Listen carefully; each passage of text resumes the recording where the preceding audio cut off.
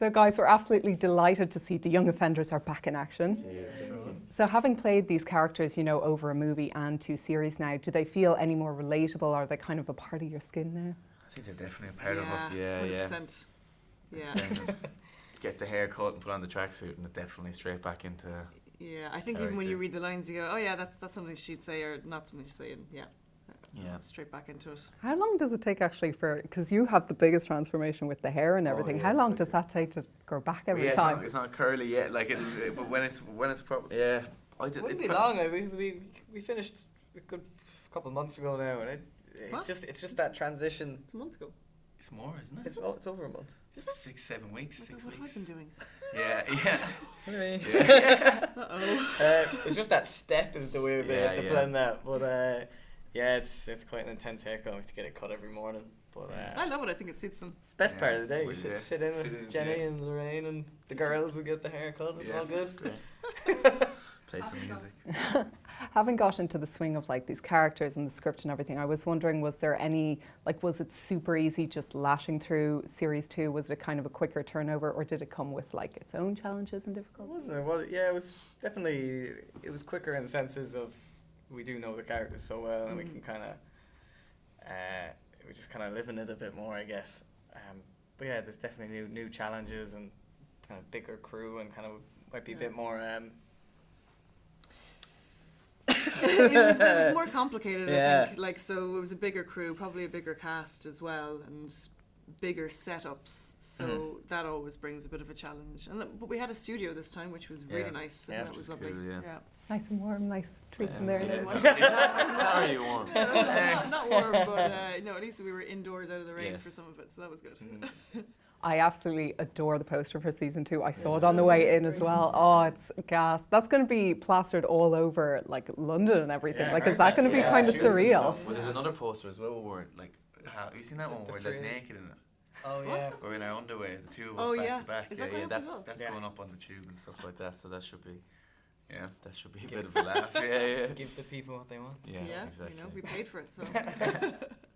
I think that one of the things about the Young Offenders that has just like grabbed so many people is those scripts by Peter Foote and the co-writers. They're just so funny, but then at the drop of a hat, so heartbreaking. I was wondering, does that kind of funniness and that emotion like come off like even when you're reading the script for the first time, or is it more something that like comes to life once you're actually performing it and on set?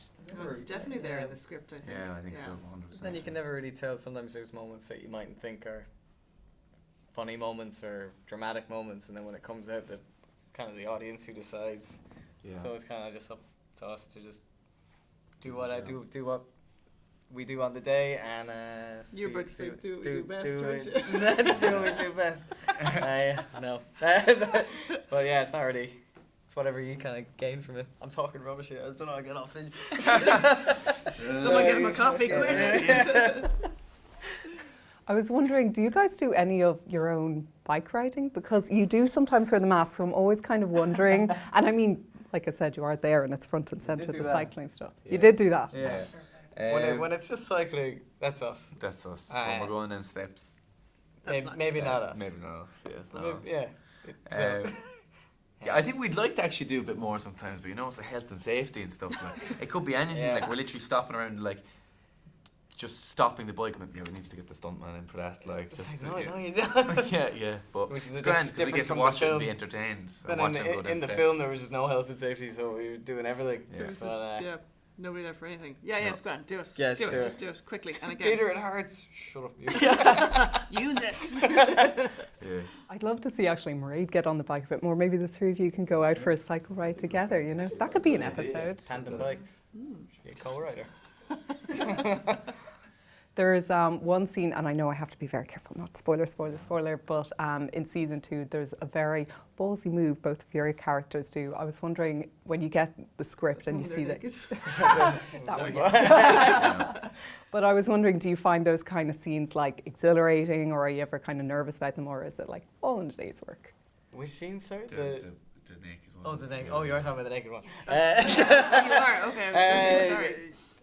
It's fine. We're just so comfortable with everyone on set, and It's just another day in the office, really. Yeah, It's I just think naked you know day in the everyone's. office. We get on so well with everyone that it's just kind of a bit of a laugh for 5 minutes. Everyone's like, ah, and then it's just like, so what are we doing later? Are we gonna like? Yeah. You go. Have you like? Did you see that film last night? Just talking about really normal conversations while you're completely naked. But yeah, Liberating.